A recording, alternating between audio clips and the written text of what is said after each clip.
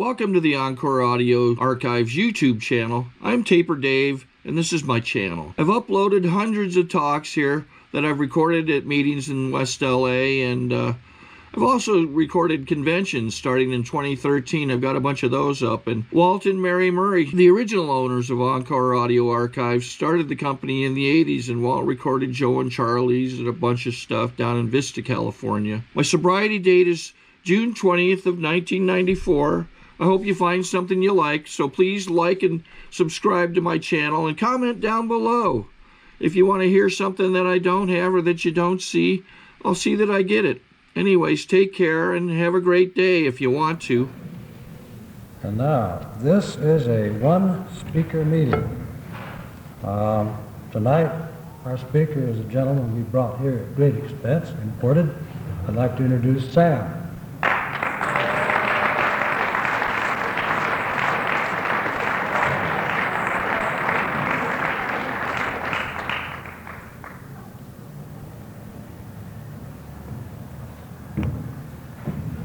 Thank you, Vincent. You're an asshole.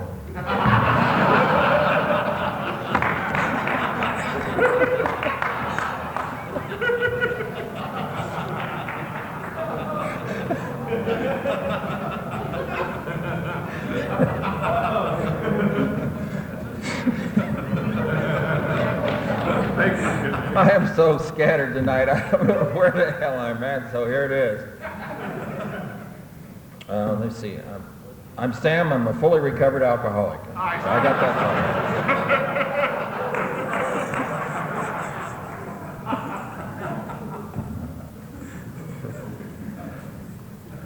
far. One cold mother in here tonight, so I had to wear my colorful native costume.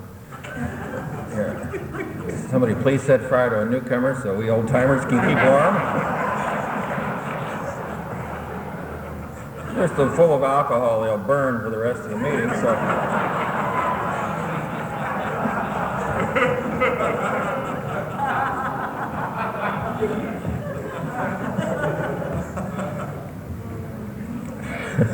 It has been a strange year already. Crazier than hell in places. Anyway, I drank a lot. As much as I could get my hands on. I'm not one of these two-beer, oh dear drinkers or social drinkers or any of that bullshit. I bypassed silk sheets and went right straight to the bottom and stayed there. I'm a lower companion.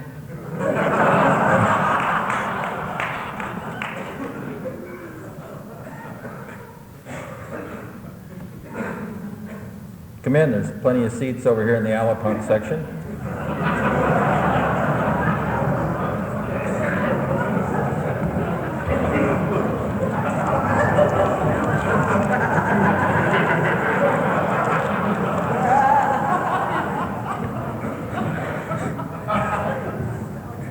Suppose they got court cards?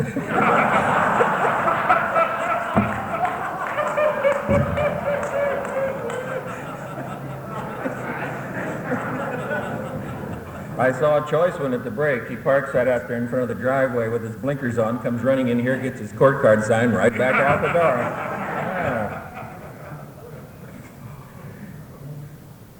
Yeah. Anyway, I identify with that. I spent my life doing that. I didn't have a court card, but I was always running into places and then running back out. I miss the whole thing, see, always, with life. I'm a closet human being. I come out of the closet for about 20 minutes every day, flash on you, and then run back in. That was it. I started out as a child, believe it or not. Some days I feel like I've always been old. When I first came to A&A, I was talking about some of my neighbors, and a guy comes up to me after the meeting and he says, "You look like you've never lived next door to anybody."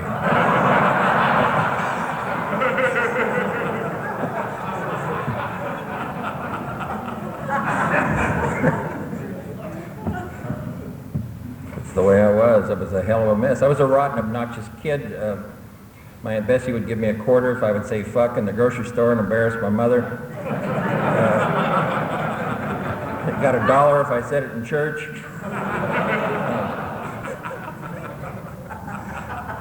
I chewed tobacco, smoked cigars, and like that. Well, there they go. They've learned a new word now. Run home.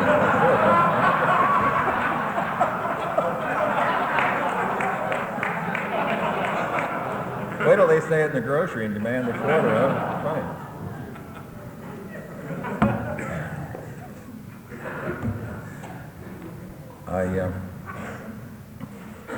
I'm a late starter. I didn't start drinking till I was almost 21 years old because I didn't want to end up like my asshole relatives who were always into trouble and always drinking, and the police were always there. And every night in this small two-bit town where I was born and raised in southern Indiana, every night in the paper they put the names of the people that got arrested for drunkenness that day or drunk driving or whatever, and there they were every night, relatives all over the place. I was related to every other one on the goddamn list every night because I got a large family, I mean large.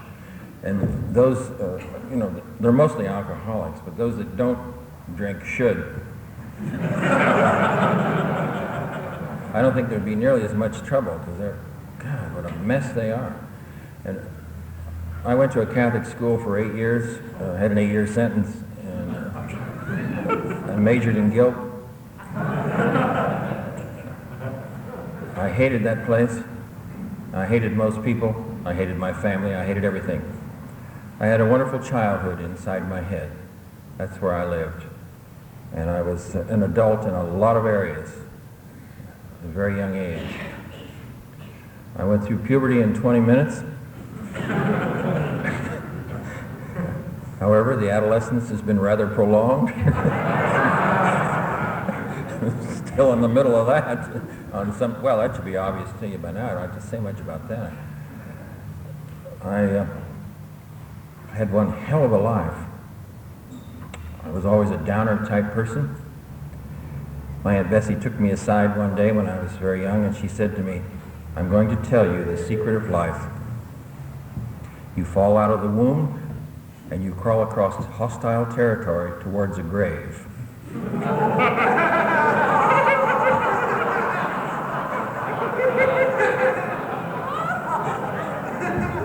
That's it.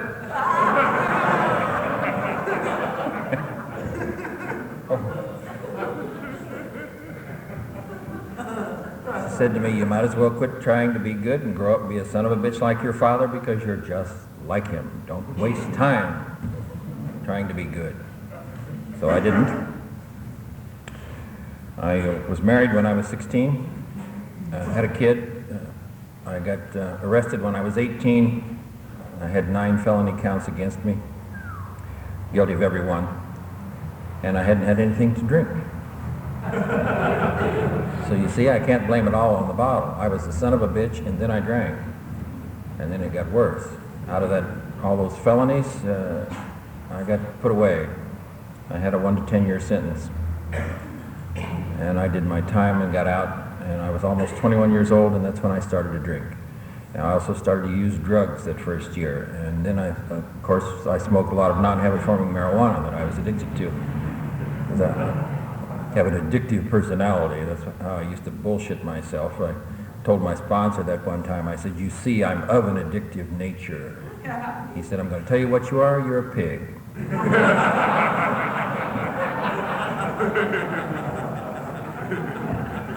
I didn't know he had bullshit filters in his ears when I asked him to be my sponsor.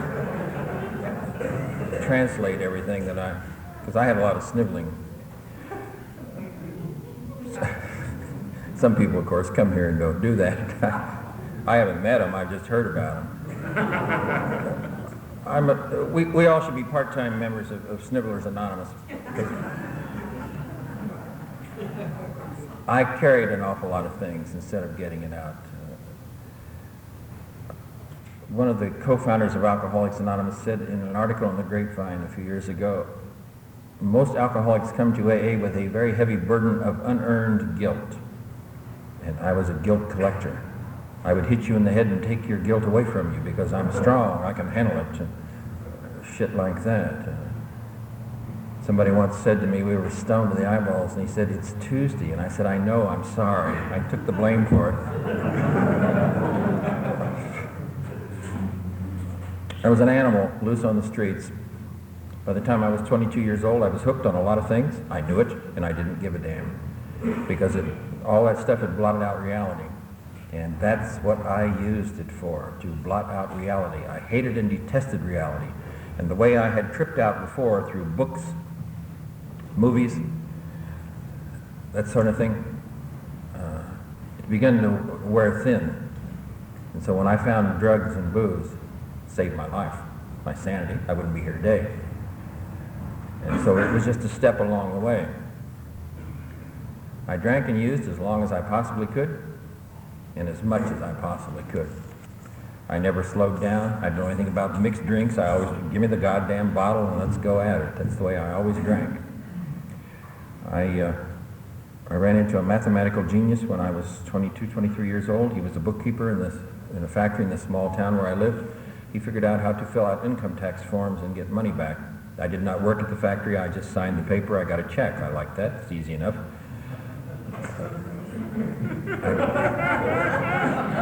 I did that for 3 years, and the third check arrived, and 2 weeks later the police arrived, wanting to know what was going on, and I had used my father's name, so they arrested my father for it.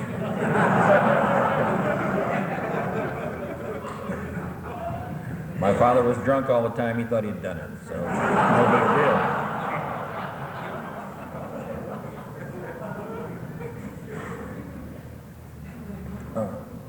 My father was the worst man I've ever met in my life. However, when Papa went to the federal penitentiary, he found Alcoholics Anonymous. And the old bastard sobered up. Never took another drink the rest of his life. He got out of the penitentiary, he got off parole, and he was still going to those meetings. And I tried to catch him drunk, but I couldn't catch him drunk because he was not drinking, and I couldn't figure that out. How strong this thing had to be. I thought, well, he's got religion, or else he's the treasurer over here, some damn thing. He had to have his hand on the money. I didn't know he was broke. I thought he had big buildings and lots of money and that sort of thing, and then he was working his way up. I was a witness to a killing, and I wanted to be an alive witness, and all I knew was when in doubt, drink, and when in doubt, cut out, and that's what I did. I went home to Mama one more time. Mama had been to Al-Anon. She had those little beady eyes and that smile that they get of release. She did a lot of this. That's an air of concern.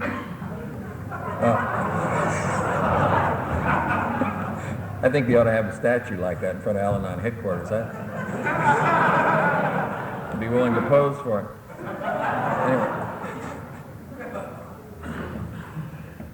Anyway, while I was there, my brother came there running from the police or somebody, or several somebodies, and one morning we were puking together, and he says to me, you know, if our luck holds out, we'll be dead by noon. And that's the way I looked at life. That's what it was to me. I just hated everything and everybody. And I was such a downer type person. I made suicide a way of life. Because I always had 3 suicide notes and a razor blade, for emergencies. Carried them with me every place. And I never went much of any place. I stayed very close to my source of supply, or wherever it was that I lived, so-called. I stayed at Mama's for a couple of weeks, and I moved to Venice, California. And I had never been any more than about 100 miles from where I was born, because I couldn't get very far after I got loaded.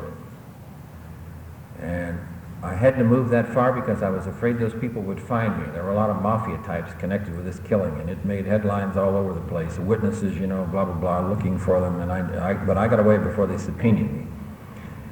And anyway, it was all taken care of, and some of the people went to jail for it, and I didn't turn out to be a snitch, a dead snitch, of course.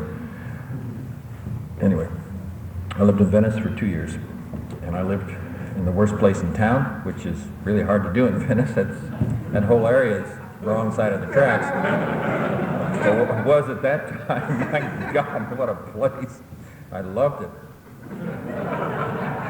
naturally, it was one of the places I fit in because it was full of Laura companions. And I moved into an apartment building that was full of people just like myself. And there was a girl there that would come home every night from work. She would brush her teeth, turn on the gas, and go to bed.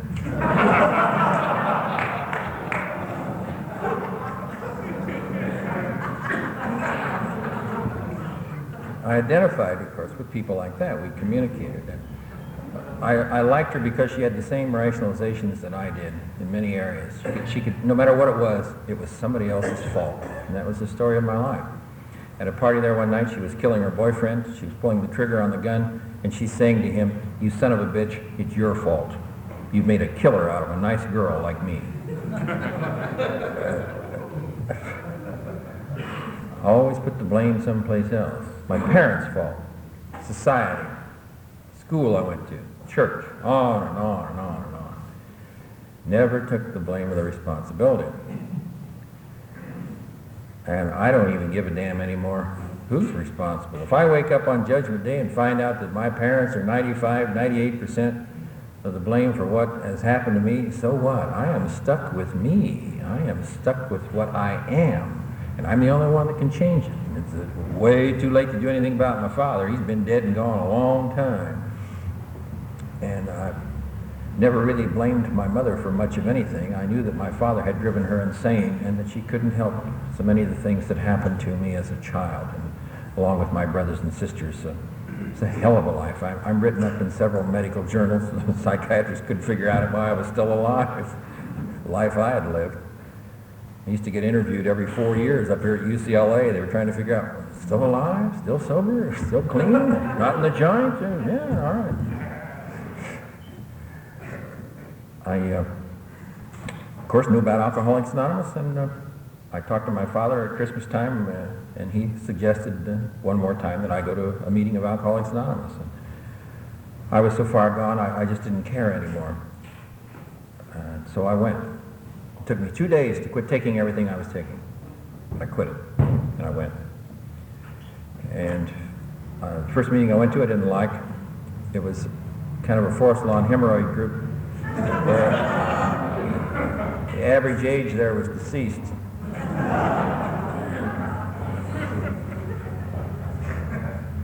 They should have had a sign up on the wall that says, "Heavy does it."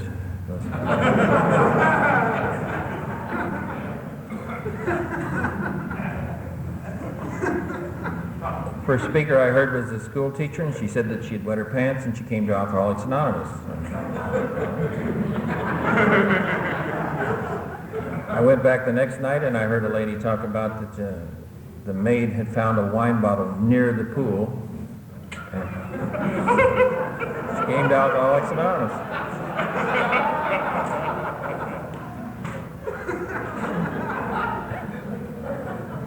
Thought, wait till these bastards find out what I've done and kick my ass out of here, because I was sitting there with the inevitable 3 suicide notes and a razor blade. This doesn't work. I can always kill myself on the way home. I lasted like that for 10 days. They didn't talk about pills and they didn't talk about marijuana, and so I didn't talk about it. At the end of 10 days, I smoked some marijuana. I got thirsty, so I drank. I got drowsy, so I took some amphetamines. I used to bullshit myself that all those amphetamines that I took enhanced my intelligence. They speeded up my mouth. That's what they did. So I had an amphetamine mouth and a Demerol brain.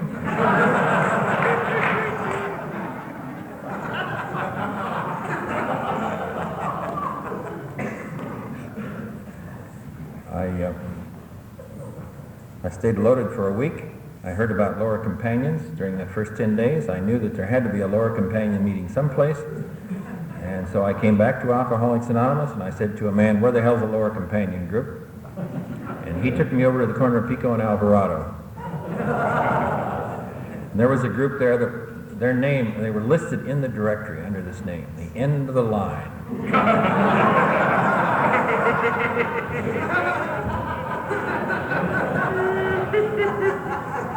And that group was, yeah.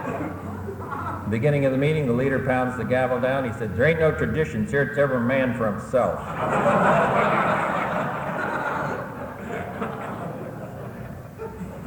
The meeting just barely got started, and through the door comes three dykes.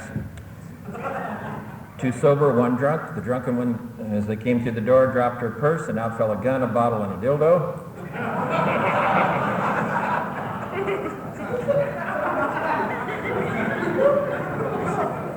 The two sober ones got to fighting over the contents of the purse.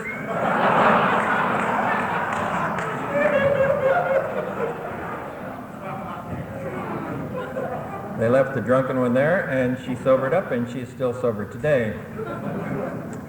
From the very beginning, she was very upfront about what she was, which was no big deal. She had a flat top haircut, which was popular in those days, and picked up on that. But she would say, "Hi, I'm Aggie the Dyke, alcoholic." And what amazed me was the way that group accepted her. They could have cared less. They told her so. "We are more interested in you as a human being. If you have an alcohol problem, you are welcome here. Perhaps we can show you some answers." And there was also, at that meeting, they asked for announcements, and a man stood up and said that he was sinking into a depression. He was going to kill himself. He wouldn't be at the meeting next week. Wanted to say goodbye to all of his friends. He gave me hope.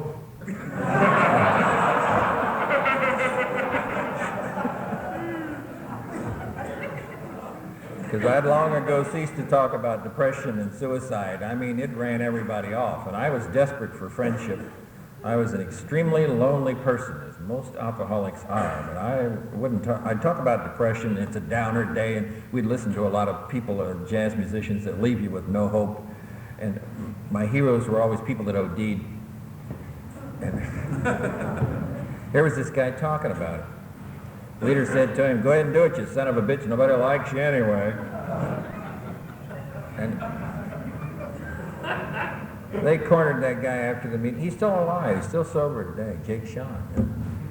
I still see him once in a while. And there are people around like that I met at my first few meetings that I still see on a regular basis. One of them died a couple weeks ago, Red Copley. I met him when I was about 3 days sober. Red and I went to a lot of meetings together. And in those days, Red was a very angry man, so I identified with the anger and the frustration, and he hid. He broke down and told me where he lived. Now, over here on Berry Avenue, there's a tree service there. In the back of that, they have a big parking lot, lots of trucks. Behind that is a barn. Well, behind that barn is a house, and that's where Red lived, all the way through that whole goddamn mess to find his house. And he took me back there, and he began to open up, and I watched him, and he showed me so many things about how to live. And that's what I learned from other people in Alcoholics Anonymous. Those lower companions took me to other lower companion meetings. And I began to find hope in a lot of areas, and I began to talk about a lot of things that had happened to me. I was able to do that without shame and without fear that I was going to be put down, as I had been so many times, especially with my family. No matter what I said, it seemed to be the wrong thing. Nobody in my family ever took me seriously, but they could always tell me what was wrong with me. Always. They always seemed to know. Always these goddamn, push a button, here comes a goddamn answer out. Two-bit cliche. And I see that sometimes in Alcoholics Anonymous, and I don't like it. I've had to learn the art of listening, because that had never happened to me before in my life. My communication with other people had consisted of alternating monologues. I waited for them to shut up so I could stun them with something scintillating or intellectual or whatever.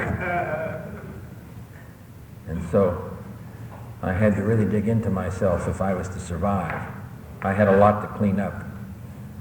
Schizophrenia is a mild word for me. I was a lot of people before I got here. I was a group unto myself. Could have applied for group insurance. I never did anything like that. I never had a driver's license in my life. I never bothered with income tax forms, with one exception there for 3 years, and that got the old man in the joint. I didn't have time to waste on that sort of thing. My mind was always going. The tapes were always running. And so when I brought this mess to Alcoholics Anonymous, I had a hell of a lot to clean up, and I had to get started right away instead of waiting for the right time. I'm a firm believer that if you're waiting for the right time, it's now. Don't worry about overshooting the field here and having your image in a stained glass window in some meeting hall someplace, or having to move to Laguna or whatever.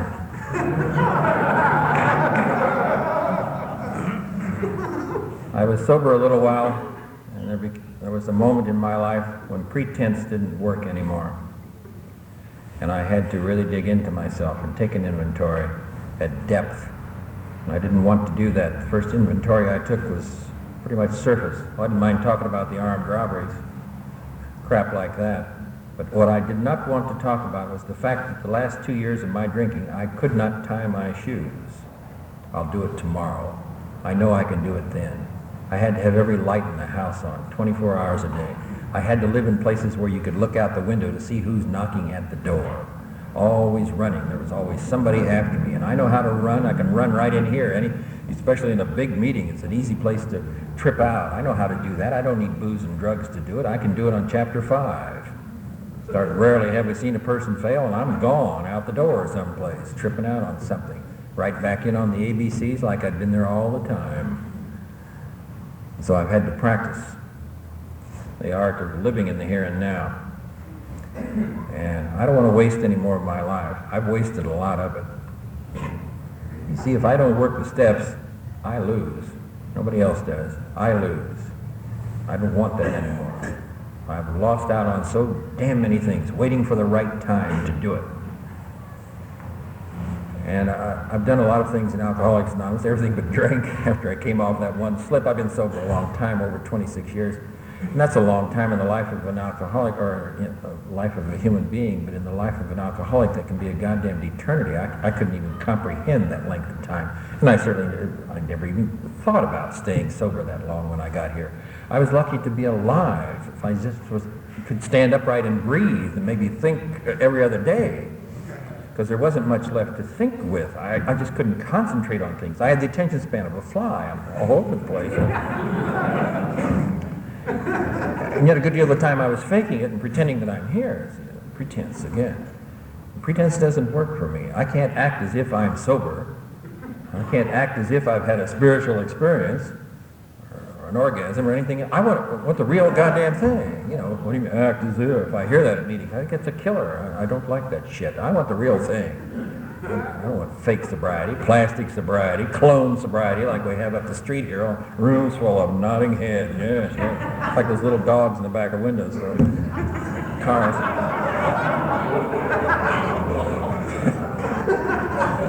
I'm a firm believer in the freedom of the individual. I want to make my own mistakes, not somebody tell me what to do or what not to do. Oh, I've had some advice along the way, but goddamn little, really. My sponsor always told me, make your own mistakes. Do it. Do you want to do it? Don't you want to do it? I couldn't make a decision. Sometimes it got down to the point where all I could do was flip a coin, but I went with it. Whatever it was, okay, right, wrong, otherwise I went. And so some of my split personality has been semi-united. It's united on some days, other days I'm just kind of fragmented, and that's where I've been today, kind of scattered all over the place. I'm not frightened of that anymore. I spent so much of my sobriety in my life, well, after I was in AA, I wondered, what's wrong with my program? Why am I so scattered? What's wrong here? I was just a human being trying to learn how to live. I never knew any of those things. Nobody ever taught me a damn thing. I just went out on the streets and did it. Then I was ashamed of it. Of course, if I got caught or if somebody saw me make a mistake. And I was like the girl with the gun shooting her boyfriend. It's your fault. It's somebody else's fault. It's never mine. I would not take the responsibility for my own actions. And it was a while in sobriety before I was able to do that. I was frightened to death when I was alive. And fear has always lied to me, always. But it has ruled my life in so many areas. Oh, as a kid, sex was dirty, wrong, and I equated so many other things in my life that it was wrong. And wrong meant guilt to me. Guilt meant I was going to burn in the fires of hell, and I'm a sinner, and I'm a son of a bitch, and all those words just came rolling in on me until I was so damn suppressed. I'm amazed that I've survived what I have. The major reason that I am alive today is Because I'm a member of Alcoholics Anonymous. That's the only reason. I don't know of any other place that you can go and find a degree of comfortableness, if you're an alcoholic, a dope fiend, or whatever the hell you are, that you can find in Alcoholics Anonymous if you dig into those steps. It's all here. Not that I've been to psychiatrists since I've been sober. Hell yes, I learned some good things there too, some wonderful things. The psychiatrist saved my life. One line, he just said it, and that's what I needed. It was as simple as that. And so, yeah, I've gone to outside help. I read a lot. I love to read, and I'm always involved in looking for new books, new ideas. So that, and damn it, I don't just want all that crap in my head, in my brain, you know, just knowledge, just words. I want to use it. I try those things. I really do. I get out there and try, and I've had a lot of fun learning to grow up, learning to be somewhat adult, learning to be a human being. And I was always afraid that I just couldn't quite measure up. I never was good enough. I was just a sinner and a son of a bitch, and it's all over. And so I'm going to come here and coast along. I'll be dry. And that's what I thought it was going to be. And I've been enabled to do so damn many things that I have always wanted to do. And in Alcoholics Anonymous, this is where I maintain whatever spiritual vitality that I have. On some days, I ain't got it. All I got is don't drink, and up yours. That's it. What a dumb way to run a world. What the hell's the matter with you? If you knew the facts as I know them, you'd do it this way. You got that, Bodine? I'm a little leery of people that have a direct pipeline to God. If they believe they do, let them. I don't. And what's more, I don't want one. I believe in this power that created this universe, and that's what I pray to. I get down on my knees daily, and I surrender to this power, whatever the hell it is. I say, my prayers consist of one word, help. If it's any kind of a higher power, he knows what the hell I'm talking about. If not, it's okay. But I've only wasted one word instead of 500.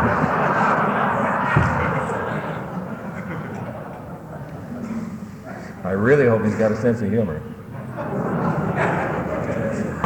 Because I've done some rather funny things along the way.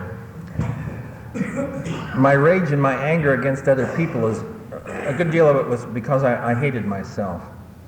I really hated and detested me and what I had become, and I didn't know what to do about it. And so on some days here, all I get done is don't drink. On other days, I get up and I go and I do a lot of things that I have always wanted to do. And by God, I do it. And I take the responsibility for my own actions, too. I don't always like it. I mean to tell you, I've had a couple of them lately. I had the cops called on me a couple of weeks ago.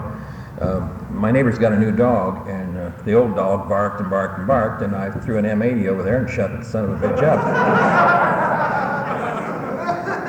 That's a bigot of firecracker for you non-demolition types here. They get this new dog. He barks around the clock. Son of a bitch. So he barked at a friend of mine. He jumped the fence, and I thought, uh-oh, because he's a vicious dog, he really gets you. And I don't have to put up with that shit. I'm a human being. But I spend a good deal of my life thinking, oh, yes, turn the other cheek, you know, 500 cheeks, I'm getting tired of this shit. But I did it. No more. I stand up for what I believe. I threw that son of a bitch in firecracker, and he jumped back over the fence and went in the house, and now he knows who his higher power is.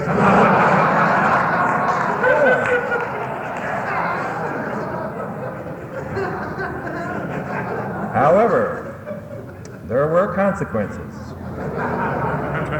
So they called the cops. And here come the police. And the woman said that I'd shot at her dog. And told the cop I don't own a gun. I haven't since I've been sober. And he caught that one but didn't say anything. And then he looks at me and he says, was it a firecracker? Yeah, I didn't say anything, but my sweet roomie snitched me off and said, yes, it was. And now this gives me a chance to get over resentment, right? Okay, and some anger at her for running her mouth. Cop looks at me and says, how old are you?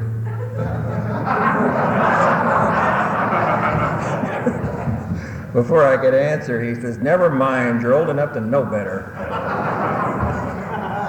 I said, all I want is the dog to keep quiet. No problem, no big deal. He says, you set off another firecracker. I got the inevitable lecture, blah, blah, blah. And I didn't plot revenge. I didn't plot anything. I thought, okay, so what? Shut the dog up. I can handle a few words of dialogue. I've heard that before. and like that, and went right on, and hasn't bothered me since that time. It bothered me for a little bit, and I get over it. But I've only learned that in Alcoholics Anonymous, not in any other place. And there was my chance to put it into practice. Otherwise, it's just a bunch of words that I know and that I sometimes flaunt to newcomers. You got to flaunt something to them. And so today, instead of waiting on the sidelines for something to happen, I am involved with life and with living. And I experience things, I feel things, and by God, I want to do it too. Instead of all that running that I've done and hiding. Now, I don't always do that, hell no. Some days, it's just, I have to just sit back. I kind of coast. I know enough not to drink and not to use anything, and I continually go to meetings of Alcoholics Anonymous, and something seems to happen. So many times when I've just simply applied the action, got out the door, and started in the general direction of the meeting, something came over me, and I have no idea. That's the only connection I have with this power. I sense it and I feel it some days. A few years ago, I was so strong spiritually that I could knock an Al-Anon down at 20 feet.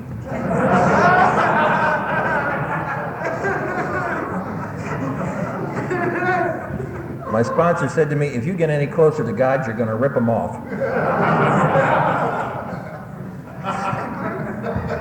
So cut that shit out. So, because at that time in my life, I had collections of everything. My God, the original edition of the big book, the lithograph version before that, before it was edited, pictures of Bill Wilson, on and on and on. I had everything but a picture of Bill Wilson bawling Sister Ignatia.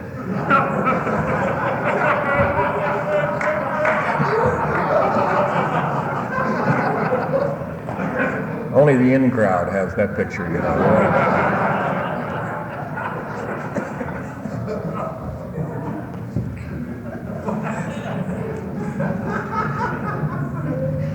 It's just paraphernalia. I took all that crap out in the backyard and I burned it. There ain't nothing wrong with the book we got now. Same old tired 12 steps in there, and I can use them if I want to, and if I don't want to, okay, again, I lose. And I try to use those damn things, and on some days I get it done. Now, come on in here and use this thing. There's room for everybody. I realize that not everybody takes to Alcoholics Anonymous. I'm lucky. I had the shit beat out of me before I got here. I mean, I drank. I took any kind of pill. I didn't care what it was or where it came from. It could have been anything, and I would just take it because it blotted out reality. And so to do that complete about face, that's why it's taken me so long. I'm not necessarily a good example of 26 years of sobriety. You may not want anything I have, or damn little anyway. But I can tell you that I have lived for these years. I have experienced life. And I have been sober, and only because I'm a member of Alcoholics Anonymous, not for any other reason.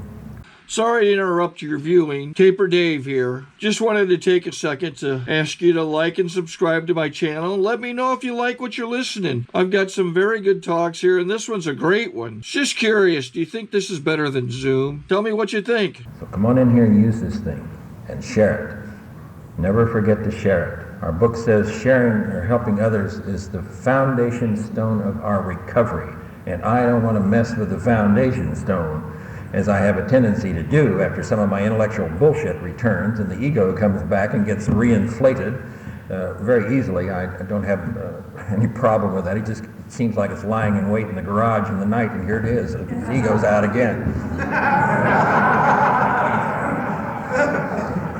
I have a capacity for self-delusion that almost did me in a lot of times. And that's why I talk to other people in Alcoholics Anonymous. I have friends that I love, and they know everything about me, everything. I have nothing to hide. I'm willing to tell it all. I don't want any secrets in my life. That keeps the judgmental bullshit at a minimum. And God knows there's enough of it in some meetings. You just walk in, Jesus, down in my neck of the woods, I've never seen anything like it. People are crazy down there. They're so into that sort of thing, an image, facade, you know, they stand around and pose, looking good, yeah. I don't mind looking good, but on days when I don't feel worth a shit, I want you to know about it. And not to keep it moving. I tell 3 people that I'm not feeling worth a shit, that it's totally fucked today. And then after that, somebody asks me how I am, I just say I'm not allowed to talk about it.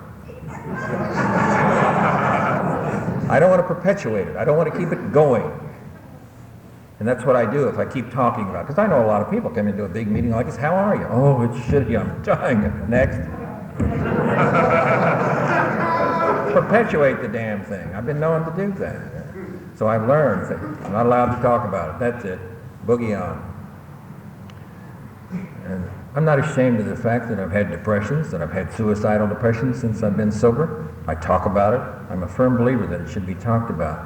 I don't trust these tra-la-la sobriety types. Oh, it's marvelous, everything's wonderful, all the time. There's a broad down in my neck of the woods that for a few years I had a legal justifiable resentment against her because no matter what happened, everything's marvelous. You ask her how she is, and she says, oh, I'm in the middle of a miracle.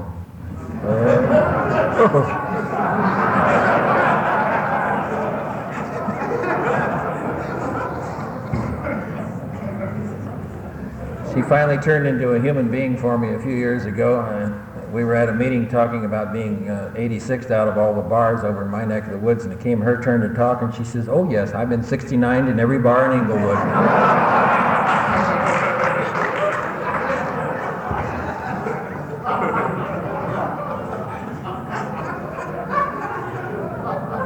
Before that, I knew she wasn't a human being. She couldn't have been. And I realized that she just kind of lives in a fog, and so what? Let her. Who the hell am I to say that's wrong? I have no business doing it. I better take care of my own backyard instead of somebody else's. And I try to keep the words right and wrong out of it anyway. What is. That's the way for me, if I have a depression, okay, I have a depression. I try to do something about it. I try to learn some of the techniques and the mechanics of getting out of the goddamn things so that it won't happen again. And one of the most healing spots that I know of is working with other people and being interested in what they are talking about. I listen. I have made it a conscious act to listen to somebody else. And I go find that newcomer and molest them. And they stand there, they think I'm saving their lives. No, they're saving mine. I mean, it's a communal thing. Jesus, we are so lucky to have all the newcomers coming in here. I always want to allow new people into my life instead of just sitting around. I see some of these old fools. I've been to some of these old timer meetings. My God, they come out of the woodwork once a year and take a cake. Nobody knows who the hell they are. It's over 100 years. Yeah. Dead for 80, too. I want to be an active member of the human race. Damn it. I want to, and I do that. Okay, if that's the way some people want to do, just sit around with dust on their big books and whatever, but it ain't that way with me. There's pecker tracks on mine, let alone whatever else.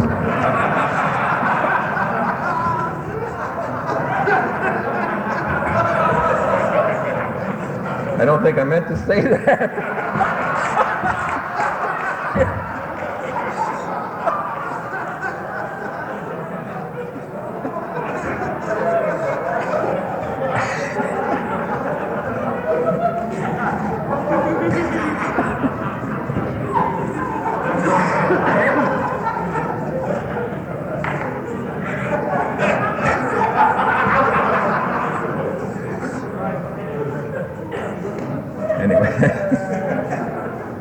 I don't believe there should be any censorship in Alcoholics Anonymous. Yeah, except boredom. Say it all. What the hell's the difference? We're human beings. Who makes all these hokey rules that I hear at some places? A couple of years ago, the Grapevine put in there a set of rules that they used in Detroit, Michigan in 1941. I mean, nobody could join Alcoholics Anonymous. They only had about 8-10 rules, but it's enough to keep everybody out. That's when the traditions came about, was because of things like that. The New York office had asked everybody, all the groups, to send in their rules for joining, and that's when they decided, the only requirement for membership. And the way it was at the old Venice group, my sponsor said to me, the only requirement for membership here is breathing. We're a rather loose group down there. Anyway, come in here and use this thing and share it and have a good time along the way. I absolutely insist on enjoying myself, and the book tells me that that's part of this thing. And of course I have depressed days, but I go do something about it. I find that newcomer, I find some of my friends, and I tell them that's the way it is now. I don't want to talk about it anymore. Let's go do something. And I stick a pin in the directory, and I go across town, and I keep my mouth shut and listen. And I make it a conscious act to be at that meeting and to get the feeling that is in a meeting, that is in this room tonight if you want it. Now, it can't be forced upon you. You have to cultivate that willingness. I've had to pray for willingness on a lot of days, and some days I didn't have it. I was so depressed one night I ran out of the Venice meeting yelling at him, "You son of a bitches will never pressure me into happiness."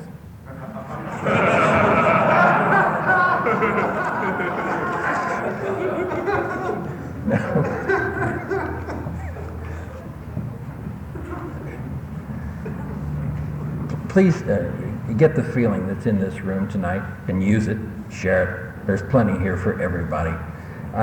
In spite of being as scattered as I have been tonight, I have enjoyed myself. And how lucky we are to be here in this room where this feeling is. And thank God we don't have a corner on it either, because we'd all be out there selling it as some are trying to do right up the street here. And other places, it's all over town. There's always gurus in Alcoholics Anonymous. There always will be. And okay, so what? Let them. I want the freedom to be myself, and I have found that here in Alcoholics Anonymous. I'm very lucky to be alive and to be experiencing and feeling things. And I can tell you tonight that my name is Sam, and I'm for real, but only because I'm a member of Alcoholics Anonymous, and not for any other reason. That's it.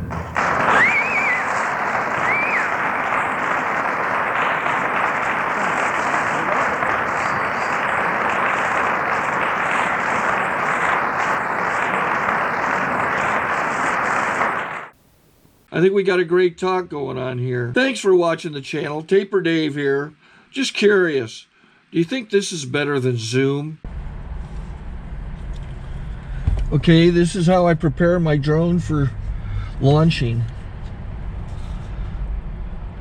I like to do it inside the cab of my truck so I'm not standing outside in the weather. To install the joysticks for control, up and down, right and left, powered on. I have an Android phone that I use to connect it to the drone with. And it's actually controlled through the iPhone, through an app. Oops, wrong way. It's actually controlled through the iPhone, or through this Android phone, through the app. It's actually controlled through the Android phone, through an app, and you connect it through this short connection right here.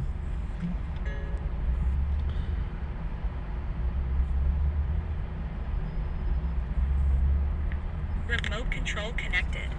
Remote control's connected. So I pull out the drone. I have to extend the legs. Long legs extended first, then the short legs. Remove the gimbal protector. Set that aside, then power it on one short burst, then one long burst. I lay it down. So I have to go to calibrate. So the drone's not connected yet. It shows you here as this drone gets disconnected, even though the remote's powered on. So the drone has to establish it's connected. So I go into the app to calibration mode. First I'll calibrate the remote controller. Start calibration. Out, in, oop, out, in, up, down, and then this little wheel is to control the gimbal. So it's calibrated. Go to gimbal calibration, start calibration, and then it calibrates the gimbal. I don't know if that shows up. The gimbal's moving all over the place. Changes, you can see it on the video.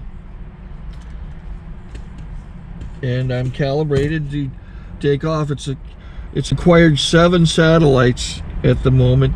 There are 26 satellites up in the sky, which it has to acquire before you can take off. So it's connected. It's got enough satellites. This is white. I can go to press this little arrow button, swipe right to take off, and it would start the motors if I slid this to the right, but I'll wait till I get outside. Don't want to do it inside.